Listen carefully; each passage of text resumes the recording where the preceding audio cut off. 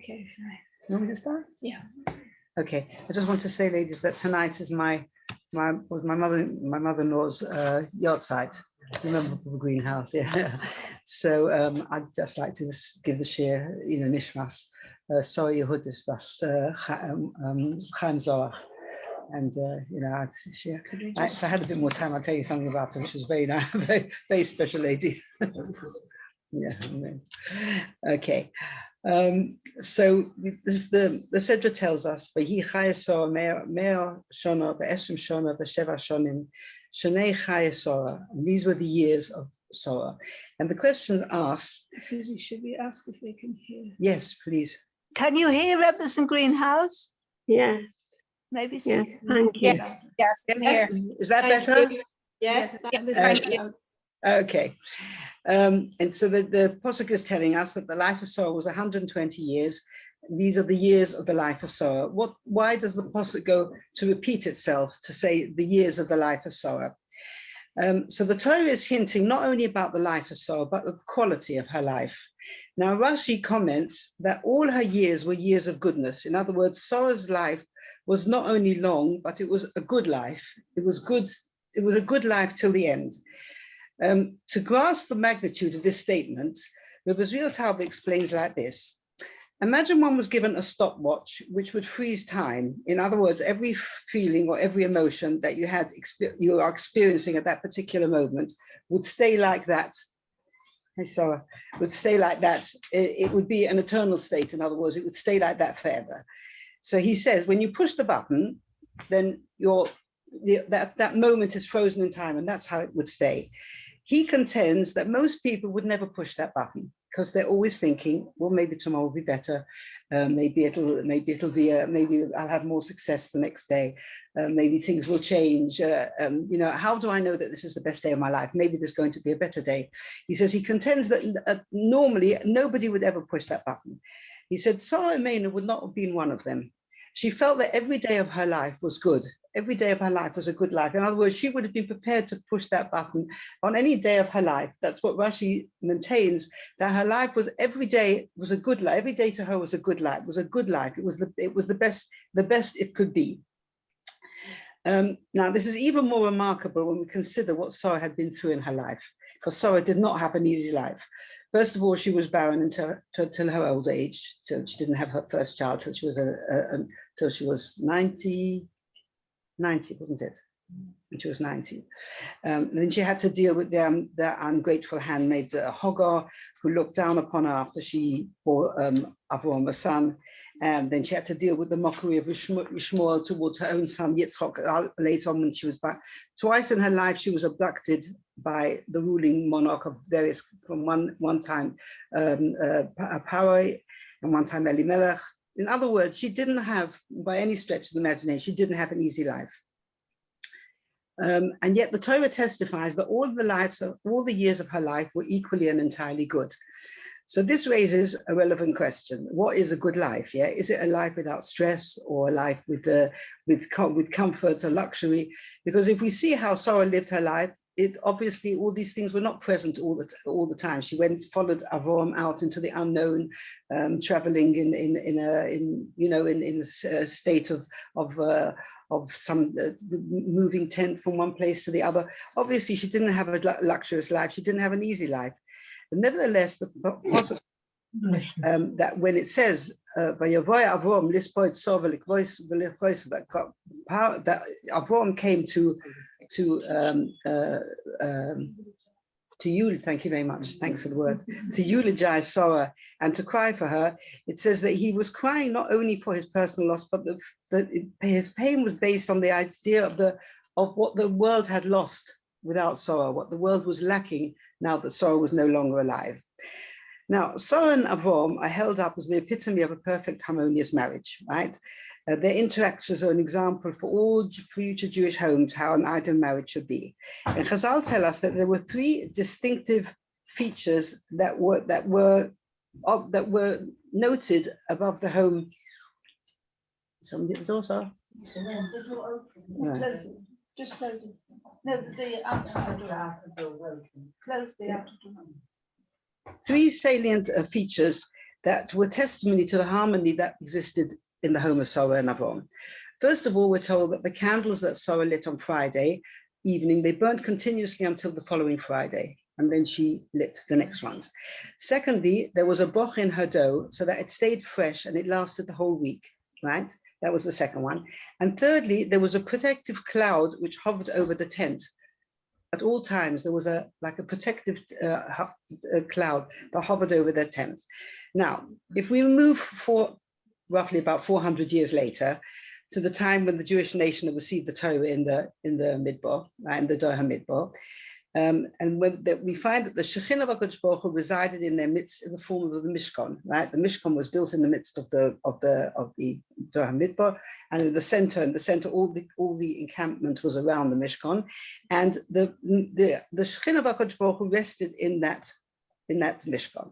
And here we find the same three salient features, the same phenomena we find in the Mishkan as was found in the house of Avram and Soroh. First of all, the Ner Tamid was lit each Friday, and it miraculously burnt to the next Friday, and it was put out on Friday and relit. In other words, they only relit it after they had put it out initially. It was extinguished and it was lit again. The lechem haponim, the showbread, which was baked, freshly baked and put out on a Friday, and it stayed fresh all week until the following Friday, where then it was distributed amongst the kohanim. And they say the kohanim only needed a small amount to satisfy them. It was a very filling, satisfying bread, and it was. And then after it had been distributed, they put a new lechem haponim out for which again lasted the whole week till the next week.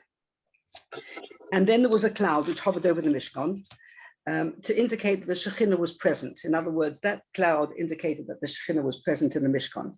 Now, these three signs were found in the Mishkan, but the Mishkan, we must understand, was a place saturated with Kedusha. There, the avodah of the Kohanim took place, and it was a place that was sanctified, especially to HaKadosh Baruch Hu. But the fact that these three signs also existed over the tent of Soroh, where she did all her washing and all her cooking and later on changing Yitzchak and all the various jobs that she had to do in the house, and nevertheless those same three features existed in her home, shows that it must have been a very, very special home. So this is the ideal home that they intended to pass over to the next generation. And we know that Soroh was a full, eager partner to Avram in welcoming all the guests into their home. Shall I wait?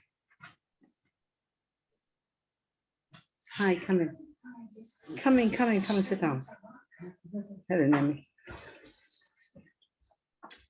Now, the trait of hospitality of Avram and Soroh, we know is a Jewish trait which is being passed down through all the generations. It's a well-known fact that the Jewish home is an open home where visitors are welcome and where people can always find a warm meal and a warm atmosphere.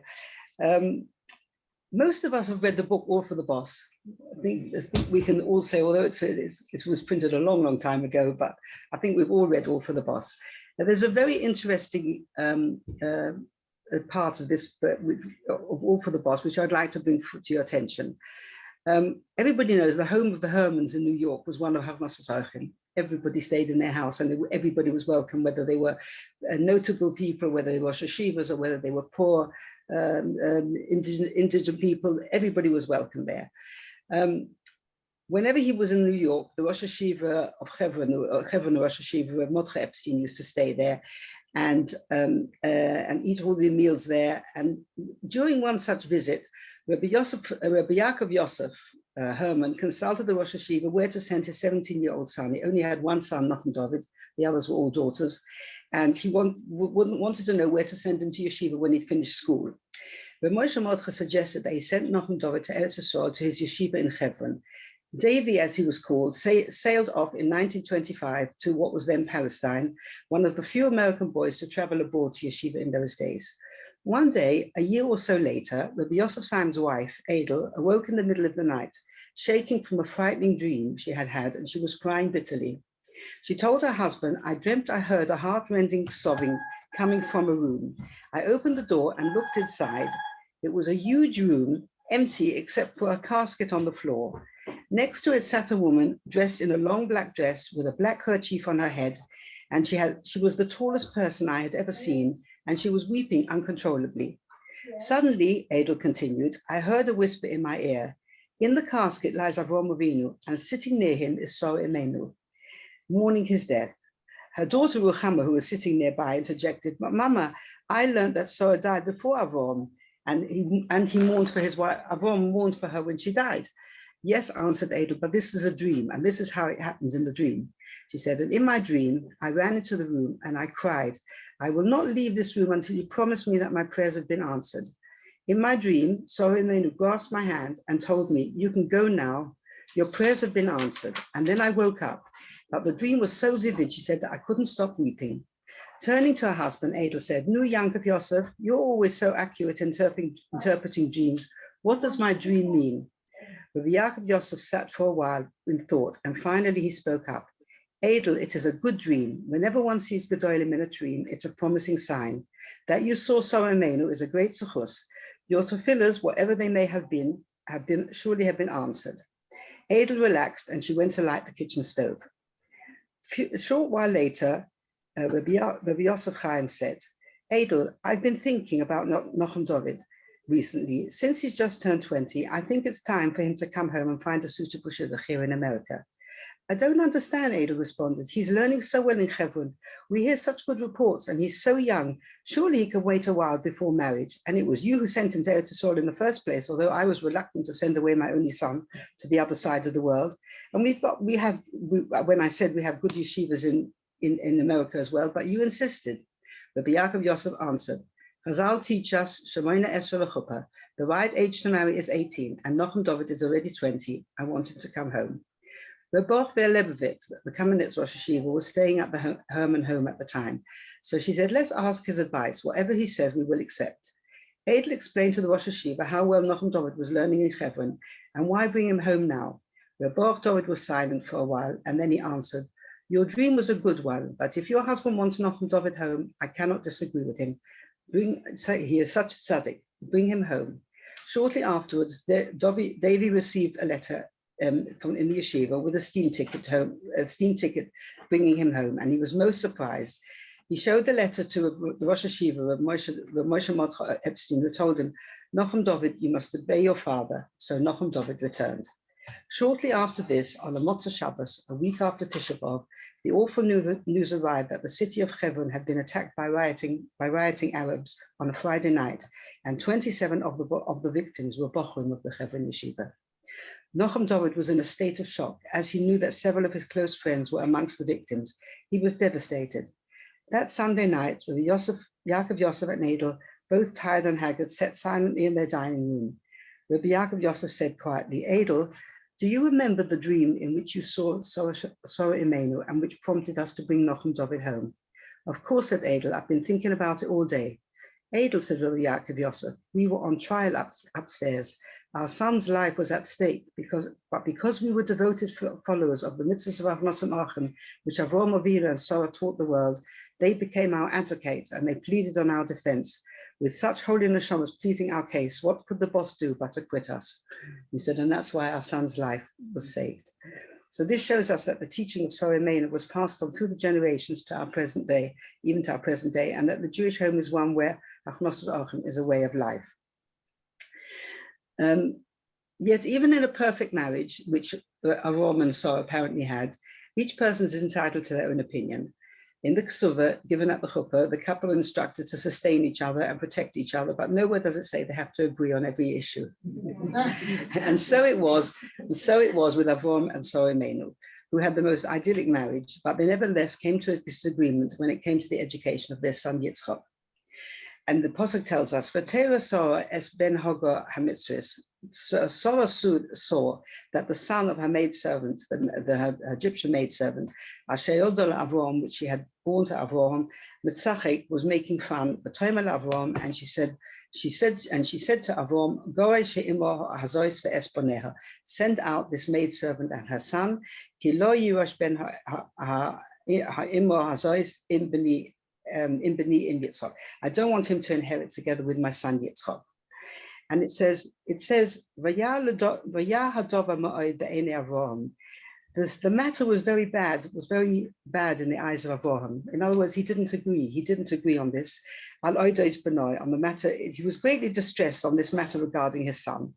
So here we see that Soroh perceived that Yishmael was having a negative effect on Yitzchak, and she wished for him to be sent away. And Avraham, however, saw the matter in another light, and he was reluctant to drive Yishmael away. So Avraham and Soroh had a real problem. What were they going to do about Yishmael, right? He had mocked Yitzchak for his piety and was altogether a detrimental influence. For Soroh, the solution was clear: just banish Yishmael from the home. But Avraham saw the situation differently. Throwing out Yishmael, first of all, went against his nature, which was chesed. It would have been felt it was an act of cruelty to throw Yishmael out of the house. And although he could not deny that Yishmael was a negative influence, he worried about the devastating effect of throwing him out of the home, right? The Chasam Sofer, however, has got a completely different outlook on this whole matter. And he says, when the Pasuk says, "Vayah hadova ma'od be'enei Avraham al ados bani," that the matter was very bad in the eyes of Avraham regarding his son, he wasn't thinking of Yishmael, he was in fact thinking of Yitzchak. This is what the Chasam Sofer claims. He says he realized that Yitzchak was there, would be his heir, would be his true heir, and he was concerned about him. Now, Avraham had been raised in a home of idol worship. We all know how he'd been exposed as a young child to idol worship. And he had exposed to all the garbage that existed in those days. In other words, the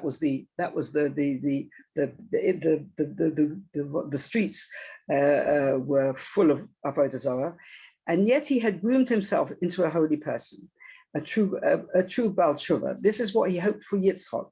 Avraham reasoned that it was healthy for Yitzchak to grow up in an atmosphere where he could see the bad and reject it, in the same way as he had seen idol worship as for what it was, for the emptiness that what it was, and he'd rejected it. He thought it would do Yitzchak just as much good to see how bad the Yishmael was behaving and to be able to reject it and to become a better person from it. And the Chasam Sofer said that's why Avraham wished to keep Yishmael at home, because he believed that Yitzchak would benefit in the long run.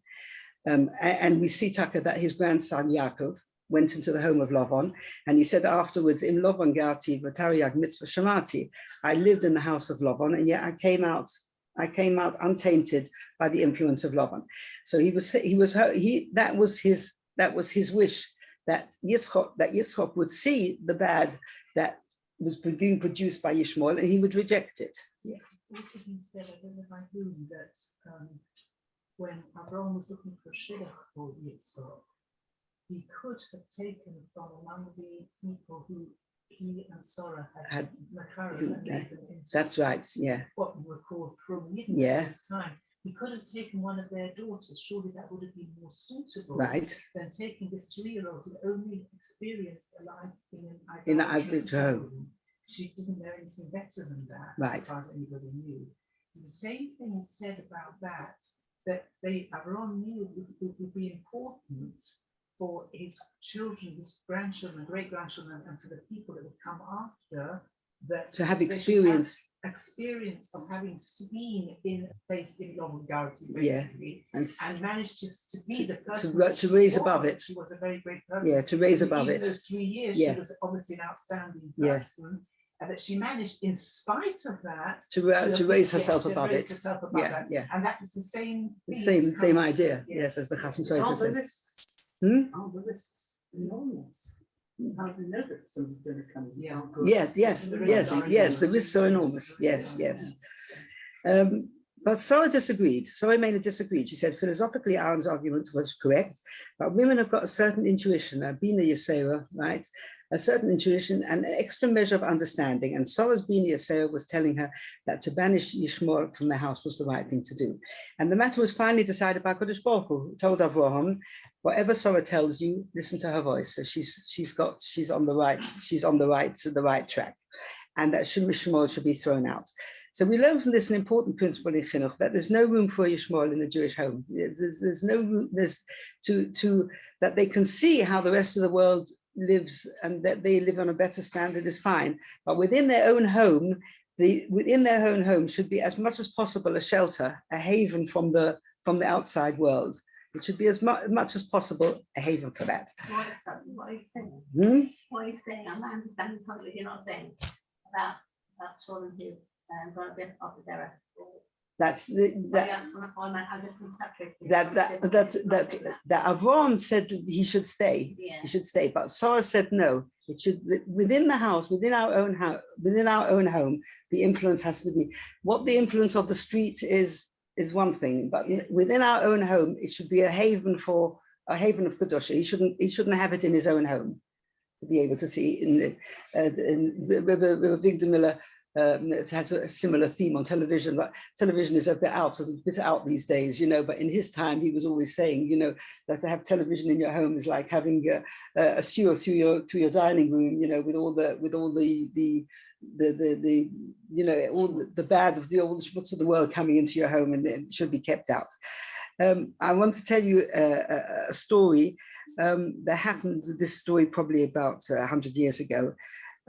About a woman that lived in Lithuania, and her husband passed away, and she was left with 2 daughters and a son living at home, and things were very, very difficult. And she had financially, she was in a very difficult position, and her relatives of hers tried to persuade her to send the children to them in America. They would have a much better life, they would have an easier life, and you know, she wouldn't be suffering the poverty that she was suffering in Lithuania.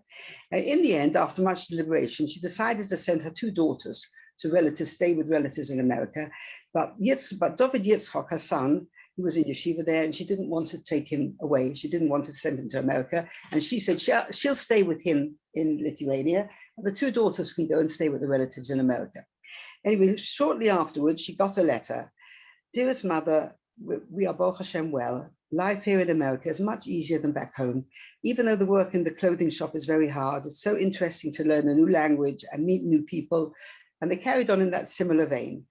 And when she read the letter, Miriam said her heart grew cold. Something was telling her that her her daughters were dropping in their level of Yiddishkeit. And she was very, very concerned. And she decided that she was going to go out to America, and she was going to leave Yitzchok David in Lithuania, in the yeshiva, and she was going to go out to protect her daughters from getting into any bad company. She would make a home for them there. Anyway, she took her son to where he was staying in the yeshiva, and he became lived in the yeshiva, and he was terribly upset. He cried and he cried, "Please take me with. I don't want to be left behind." And she said, "No, the best place for you is to stay here in the confines of the yeshiva. I need to go. Your sisters need me there in America." And she went off to America, and as she had suspected, her daughters were not dressing the way that she was approved of, and she could see that they needed her to come to keep them on the right derech. And all the time, her son wrote her letters, "Please, Mama, come back. It's so hard without you, and daven every day that you should return." And she was terribly torn, but nevertheless, she stayed in America, and she raised her daughters into proper Jewish girls. And her son stayed in Lithuania, and he became afterwards the Rav of Dresden. He became the Rav he became a very, very well-known Rav there in Lithuania. And she said she felt she had made the right decision. But as soon as she sensed that her daughters were not going the right way, she realized that they needed an anchor. They needed her to be there to hold them down, so that they, you know, so that they would have a home with the right hashkafas, and they would grow up in the right way. Sorry, do you mind if I take myself some water? Yes, please. Thanks.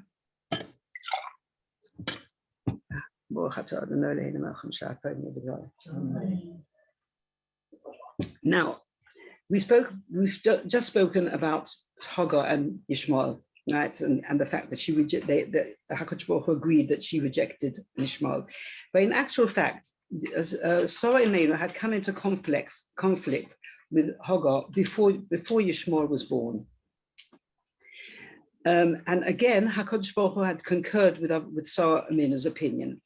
Now, this was a fact that the first time in this incident with Hagar was actually the first time that we're introduced to Soroh as a person in her own right, right? Previously to that, she was referred to as the wife of Avraham, and she followed him out away from Baruch said, Lech Lecha, it said he took his wife Soroh and his nephew Lot, and we see Soroh in sort of in the shadow of Avraham. But here, for the first time, we find in her conflict with Hagar, we find Soroh in her own, as her own person, so to speak. Hagar was in fact the Hagar that she came in conflict. It was in fact a princess. She was the daughter of Paro, and who had abducted Soroh and taken him to his harem, and when they went down to Mitzrayim. And after the whole affair had cleared up, Paro realized what a great person Avram was. And what, you know, after he saw how he was punished for taking Soroh away, he realized that Avram was really a great person. And Paro realized that, that his daughter would be better off in the home of Avraham than he was in the palace of Paro. And she said, the Medrash says that Paro said, please take my daughter with you. I'd rather she be a domestic in your home than stay as a princess in my palace. In other words, he realized that Avraham's training was what his daughter needed. And Hagar now, according to the Medrash, Hagar must have been an exceptional person. I mean, you know, afterwards when she left Soroh and she was out in the hills, 4 Malachim came out to meet her. People don't normally see Malachim, you know, so I mean, she must have been on a very high spiritual level. And they said that Medrash tells us that she was one of Soroh and Melah's pupils, in the same way as Avram used to be the Makar of the men, she was Makar of the women, and Hagar was one of her pupils. And when Soroh realized that she was not having any children, she suggested to Avram that he take Hagar as a wife, and she obviously had picked out the best of her pupils, whoever she thought was the most suitable, and Hagar must have been on a very high madrega. In fact, later on, it says that later on, after Soroh died, it says Avram married somebody called Keturah, and according to the Mefarshim, Keturah was Hagar, and he took Hagar back again. So Hagar must have been quite an exceptional person.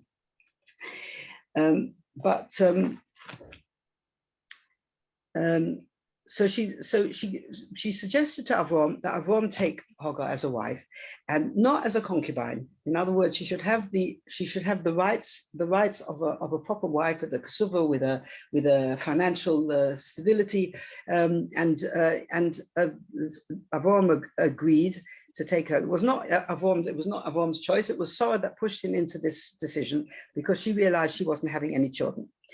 However, when Hagar became pregnant very soon afterwards, she became disillusioned with Soroh. She thought to herself, Soroh's been married to Avram for so long and she hasn't had any children, and I'm just married to Avram a short while and I've already become pregnant. Maybe Soroh's not all that she's made out, you know, maybe Soroh's not this great person that she really is. Why has she been denied children all these years? And she started to become very disrespectful to Soroh. It said, the Torah says, just one moment.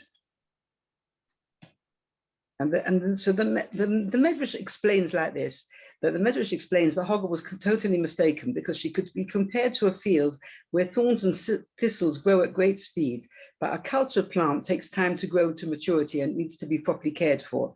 So Hagar's children were imperfect. They had many faults, since she herself was a descendant of Ham, was a direct descendant of Ham, and they so to speak, they were like wild weeds. They grew. She became pregnant straight away, but they were imperfect. Their middas were imperfect. Soroh would have to nurture a perfect child, someone who would be one of the 3 foundations of Klal Yisrael, and therefore she had to bring a child that had none of the imperfections. In other words, Hagar's children took the imperfections that came from the family of Terach, that came through their genes. They took all the imperfections. When it came to Soroh, conceived with Yitzchak, Yitzchak was born a perfect, unblemished person. Sorry, it does it. This isn't 4 Malachim. What were they doing? We hear that Ishmael had the Malach that said to him, your tears are going to be. Yeah, because it says that at that time, Yishmael, at that time in a time of danger, Yishmael did teshuvah, and at that particular time it says we say about it on Rosh Hashanah, the Eis Hazois, and that particular time he was on a high madrega, and then afterwards, he dropped again. At that particular, it says HaKadosh Baruch Hu, when HaKadosh Baruch Hu comes to judge, he judges a person as they are at that time. The Eis Hazois at that particular time, and I think that's why the Malachim came to him as well. Anyway, so when Hagar started being disrespectful to Soroh, Soroh took her back into servitude again. In other words, she said that, if that's the way you behave, then you'll have to do the various jobs that you used to do in the house before, and she took her back into servitude. And it says Hagar resented this, and she fled the home, and she went into the hills. And she said while she was there, these malachim came and they told her, you've done wrong in the way you've behaved to Soroh. Go back and agree to her terms. Go back into the home of Soroh, which she did. She went back to Soroh, and she submitted to her demands, and then afterwards Yishmael was born. And the Malachim told her at that time that you will have a son called Yishmael, because you will have a son and call him Yishmael, because HaKadosh Baruch Hu heard your cry. He heard your cry in the hills there. But as we said, Yishmael absorbed all the bad midas, and when it came to the birth of Yitzchak was a pure, unblemished person who would be the true heir to the house of Avraham Avinu. So we see from this that Soroh was very firm in her convictions. She had the strength of character to secure what she felt was right and to reject something which she felt was detrimental, and she stood her ground. Soroh was somebody who knew how to determine what was right and what was wrong, and to stick to her guns, so to speak.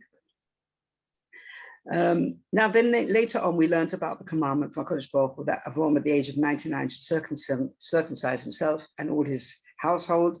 And 3 days later, Avraham was yearning for visitors whom he could entertain, and eventually 3 angels disguised as Arabs turned up at his tent. And when the wayfarers had finished their meal, they went on to convey to Avraham that Soroh would bear a son. And the pasuk states that they asked Avraham, Vayom, when they said, Aye Soroh Ishtecha, where is Soroh your wife? Yeah.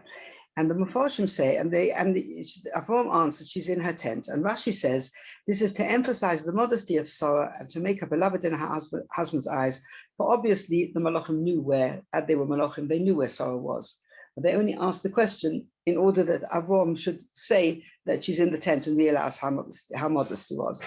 And there's a beautiful story that I saw concerning a Rebbetzen Miriam man, who was the wife of Avraham man, actually, who was a chavusa of Reb Chaim Kanievsky.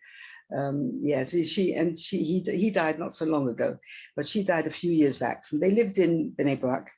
At the age of 54, Rebbetzin Mom was struck with a very serious illness, which put her at risk of a cerebral hemorrhage, and she was advised to go to America for brain surgery. And she was recommended a certain hospital that specialized in this particular operation, and she should go there for surgery. Anyway, she traveled to America, and somebody from the Bikur Cholim met her there and took her, because obviously she didn't speak English, and took her to the hospital and showed her around and told they registered in, and she was told that her operation would be on the following day, and she was told that they have to go into a certain ward for preliminaries, have their blood pressure taken and their blood test taken, whatever it is.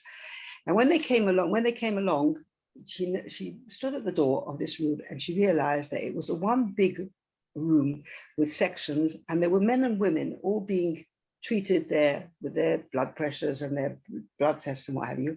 And this Rebbetzin man stood there, and she said, there's no way I'm going into that room. I'm not going into that room. So the woman from the Bikur Cholim said, well, look, this is the only place they do it. They've got this, it's a small hospital only specializing in this particular operation. And, this is where they do all the preliminaries. There's nowhere else to do it.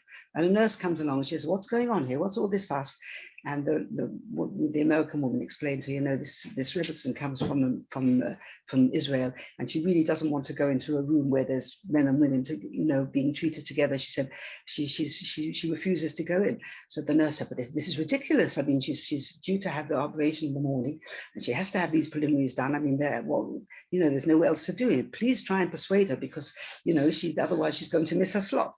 Anyway, as she was explaining this, suddenly Professor Merkin, who was the surgeon, the head surgeon of this hospital, who was going to perform the operation, passed by, and he said, "Good morning." He knew Rebbetzen, he knew who she was. He said, "What seems to be the problem?" So the nurse explained to the doctor that due to the Rebetzen's standards of modesty, and she insists on being in a place, she refuses to go into this room where everybody's being tested for their blood pressure and blood tests or what have you. So Professor Merkin he motioned to the nurse, and he said, "Audrey, I've never encountered such a person. Please calm yourself and leave her alone." And then he hesitated for a moment, and in a voice of resolve, he said, "Prepare the presidential suite. We're caring for dignitaries." "The presidential suite," she said, "but Professor Merkin, we have no official authorization to take anybody up there." "That's a detail, Audrey. I'll handle that personally at another time." Professor Merkin strode down the hall with the two women who stood conversing quietly. He said to them, "Don't worry," he said, "you go up to the special emergency room in the hospital. We keep it reserved for the president or any prominent dignitaries, and I've given orders to my head nurse that it be open for you. So if you kindly take the elevator to the 7th floor and wait outside room number 719, the nurse will be here shortly, and I'll check with you in an hour." And this is what he did. So he said the Rebbetzen stood there, close her friend. She was a long way from home, a long way from everything familiar. But she stood her ground when it came to tznius, and the professor treated her as dignitary, and unfortunately she had the operation. But a few years later, she was nifted, this Professor Rebbetzen man. She was a very special person. Now we come across a strange Mishnah at the end of Maseches Gittin, which explains what things destroy the harmony in a marriage, and what would constitute grounds for the breakdown of a marriage.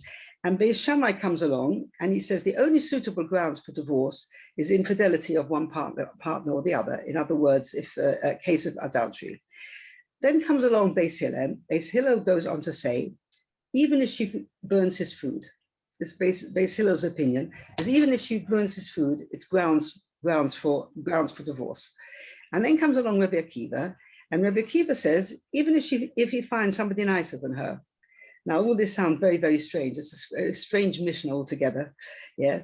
I mean, we can go along with Beis Shammai, yes, the Beis Shammai who says that idolatry is an obvious choice, but the other ones seem very strange. And along comes Beis Hillel and says, even if she burns his food, I mean, let's stop to think if every young wife who just gets married, you know, is going to be penalized because she burns the food, there's going to be an awful lot of broken marriages around. So he says, furthermore, it doesn't make sense because well-prepared food is not the only basis for a marriage. Yeah? It just doesn't seem to make sense. Yeah, it's not something to base a marriage on. I mean, there's many girls. I mean, my youngest daughter couldn't even boil an egg or switch on a kettle when she was at home. And now the bochurim vie for eating a meal in her house because she's a very good cook. So it's really nothing to go by. But the Rabbi Meir Shapiro, the Lubliner Rov, gives a very interesting, the one who started the Daf Yomi system. He gives a very beautiful explanation on this. He says many times a young woman may put a kugel in the oven and it can happen that one side gets burnt or the other side comes out just right. So what does she do? Well, if she's a good wife, she'll cut away the burnt parts for her own consumption and she'll give her husband the good half. However, maybe in this egalitarian age in which we live, she might cut it in equal halves. And she said, well, we both have half of the good kugel and both have half of the burnt kugel, right? He said, but if she's a really good wife, if she's not a good wife, she'll take the best part for herself and she'll say to her husband, actually, your half got burnt. And because that's what the Mishnah says, if she burns his food, yeah, she burns. So he says, Rav Meir Shapiro says, what you're saying here is everything happens is your fault. In other words, the blame game. Yes, it's your piece that got burnt. In other words, a person that blames everything on a husband, or a husband blames on his wife, then that is what damages. That is what is damaging to the marriage. He says, now we come back to let's come back to the reaction of Avram and Soroh at the time of Akedas Yitzchak, right? Now we know that Avram heeded the request of HaKadosh Baruch Hu and took his beloved son to be given as a carbon to Hashem.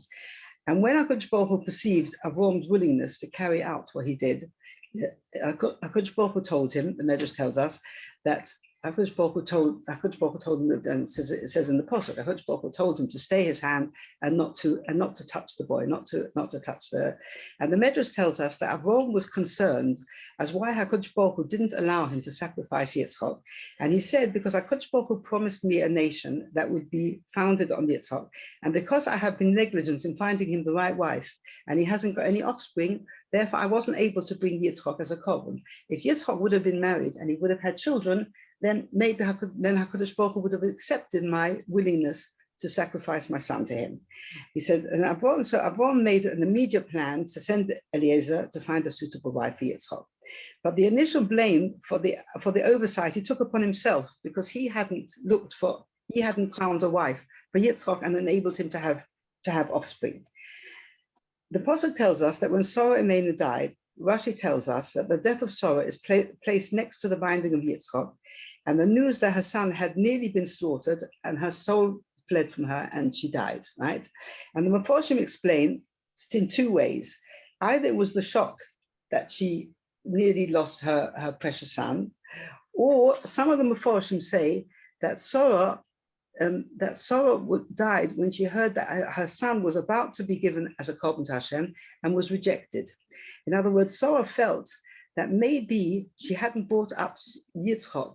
She thought maybe Yitzchak had refused to become the korban. Maybe Yitzchak was not willing to allow himself to be sent up as a korban, and she felt maybe she hadn't trained him well enough in his Amunas Hashem that he would allow himself. And she concluded that Yitzchak had resisted being brought as a korban, and she was bitterly disappointed, and she blamed herself, and according to some of the Mefarshim, that is why she died.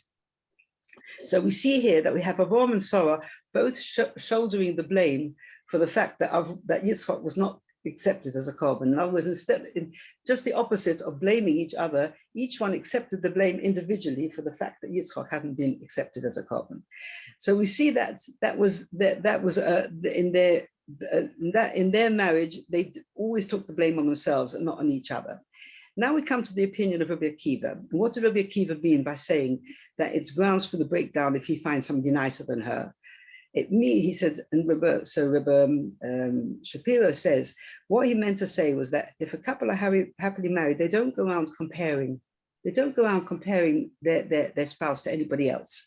A husband never looks around and says, oh, she and so-and-so's wife cooks much better than you, or she keeps a much tidier house. Or a wife might say, so-and-so's husband's much more capable than you, and he can put together cupboards and all sorts of things. The fact that they look around and they see the way that other people are behaving, he said that is the idea. If you see somebody nicer, then it doesn't mean actually a nicer looking person. It means he sees milers in other people that not in his wife. And we know that one of the brachas, the Sheva brachas, is Sameach v'samach v'emuhu v'samichacho yitzurcho v'kan edim b'kedem. The Chava and our marriages should be like Adam and Chava in Gan Eden. Why like Adam and Chava in Gan Eden? Because there was nobody else to compare to. There was only Adam and Chava in Gan Eden. So they were obviously suited for each other. They were obviously meant for each other, and therefore they were perfectly happy. So that is what that Mishnah means. And then it says, and then we have another aspect of Soroh, which is very, very interesting. If we look back to Soroh Imenu, when Hashem had promised her to bore her son in her old age, and it says, "V'toimet Soroh," and Soroh said, Tzachak osi li Elokim. HaKadosh Baruch Hu has made laughter for me, and it says, "Kol hashoy ben Yitzchak li." Everybody who hears about this will laugh at me. But the Mefarshim say that means they will rejoice with me. They will rejoice with me that I'm about to have a child.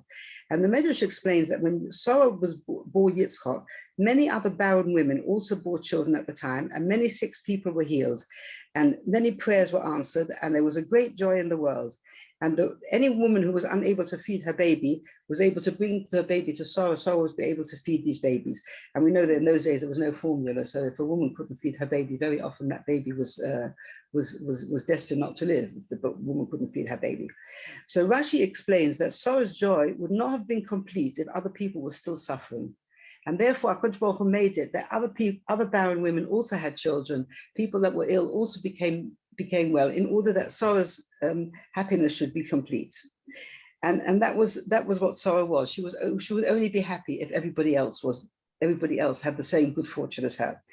So what have we learned about Soroh in our role model? That she was the epitome of a good wife, that she excelled in her Hachasachim, that she was a dignified princess, an example of modesty. It was always stayed in the background, and nevertheless she came to the fore when the kedusha of her family was impinged on in any way, and that she had the bino yisera, the extra intuition how to educate her son, and HaKadosh Baruch Hu agreed with her opinion, and that she rejoiced in everybody's good fortune with an overflowing heart, and ultimately she felt that every day in her life was a good day, a fulfilling day. She was doing the will of Hashem. Indeed, Soroh Imenu would have pressed the button of that stopwatch on every day of her life. So we finish with the words of the Pasuk: "Vayihi chaya Soroh me'ah shana ve'esrim shana, shnei chaya Soroh kulon shovim l'tova." They were all equally good, and we have seen how Soroh Imenu was a true model for all future women of Klal Yisrael. She was indeed a princess who taught us how to live completely satisfied lives, a helpmate to our husband, an example to us all, that example of a person who would have pressed the button for eternal happiness on any day of her life.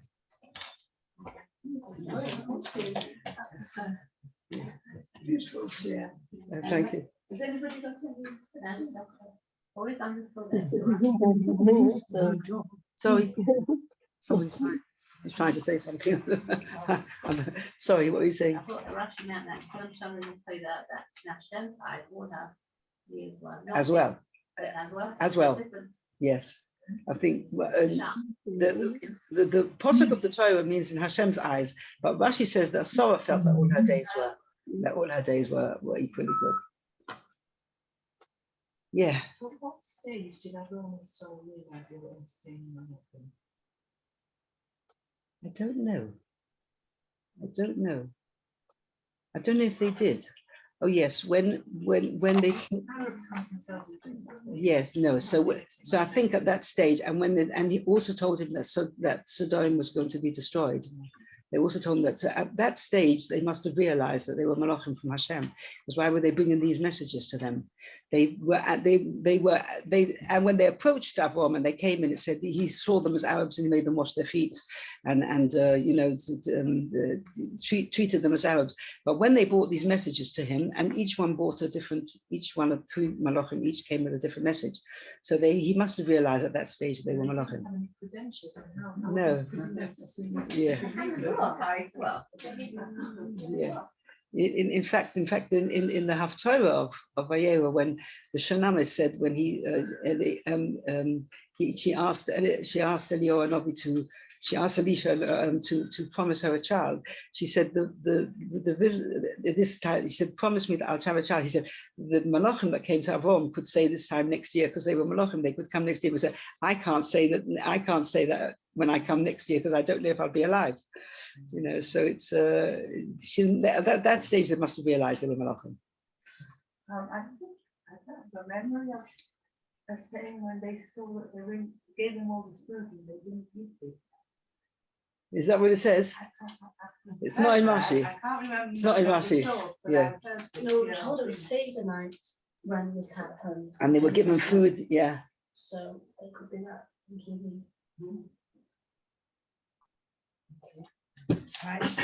Time-wise, was I about right? I don't know how. Yeah, I don't know. Thank you very much. Before I forget, there's some catalogues and leaflets that have information on articles from Seed if anybody wants to take them. Anyway, I'd like to thank Rebbetzen Grynhaus for his beautiful share. I'm sure we all appreciate